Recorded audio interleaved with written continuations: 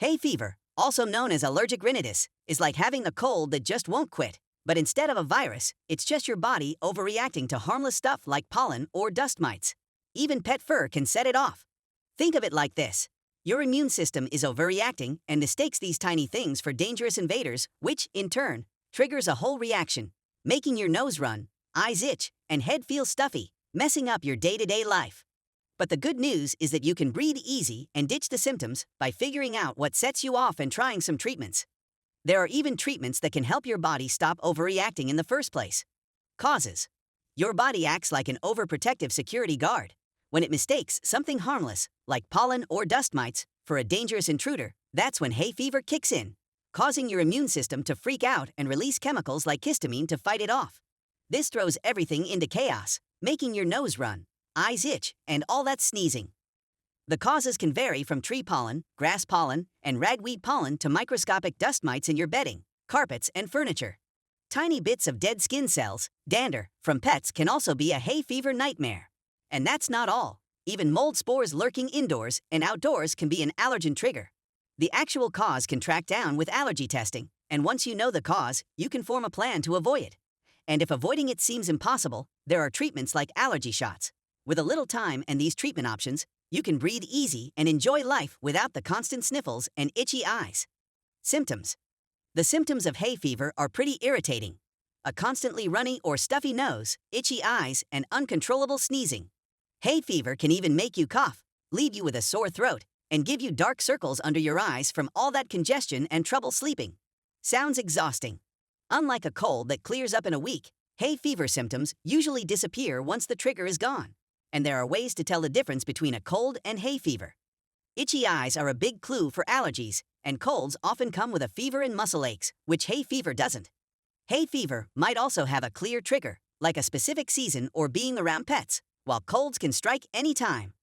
Asian remedies for treatment. In Western medicine, hay fever is blamed on an overactive immune system, but Chinese medicine sees things a little differently. They believe the key to preventing hay fever lies in a strong digestive system.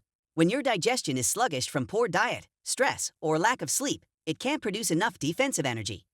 There are many ways to boost your defenses with the Chinese medicine approach. It is advised to focus on eating warm, cooked foods like soups, rice porridge, and stir-fries, which are easier to digest and will produce more energy to fight allergies.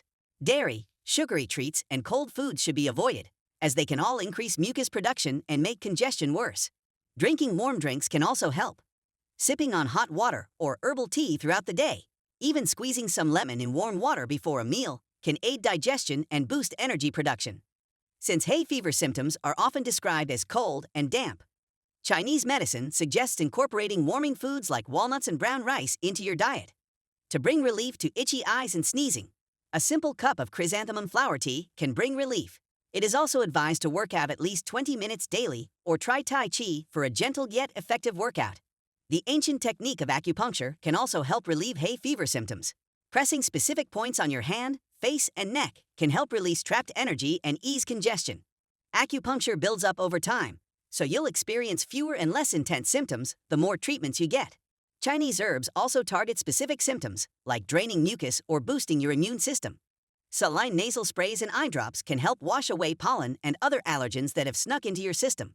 A warm compress on your face will also help reduce inflammation and swelling and soothe those itchy eyes. Herbal remedies.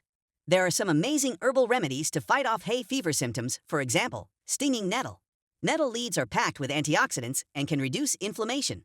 Perilla can also help with everything from stuffy noses to itchy eyes. It can even improve your mood by boosting serotonin levels in your brain.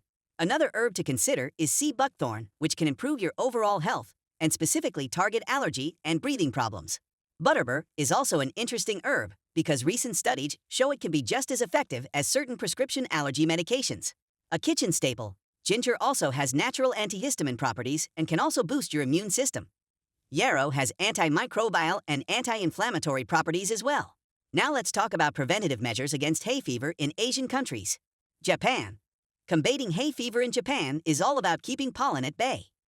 First, forget about hanging laundry outside because pollen can attach to your clothes. They stick to indoor drying. Before entering any house or office, they give themselves a good shakeout to dislodge any pollen clinging to them. Once home, they soothe their eyes and throat with a gargle and some eye drops to flush out any allergens. They also regularly clean the filters in air conditioners and use high-quality air purifiers. In China, the public tends to limit their time outside when the pollen count is high. Goggles, hats, long-sleeved clothing, and masks are used regularly during peak pollen season. Once they get back home, they ditch those pollen-coated clothes, wash their hands and face, and rinse their eyes and nose with a saline solution to flush out any allergens. They also focus on their diets, as Chinese medicine is all about eating clean and using food to cure allergies.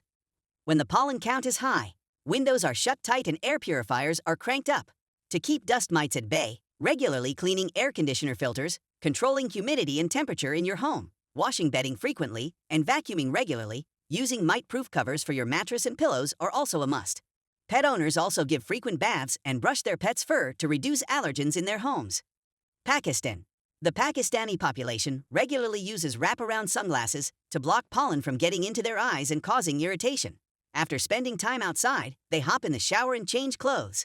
The Met Office also uploads pollen count information daily on the PMD website. Another unconventional trick they use is dabbing a tiny bit of petroleum jelly on the tip of the nose to act as a sticky trap for pollen. In India, allergies are pretty common.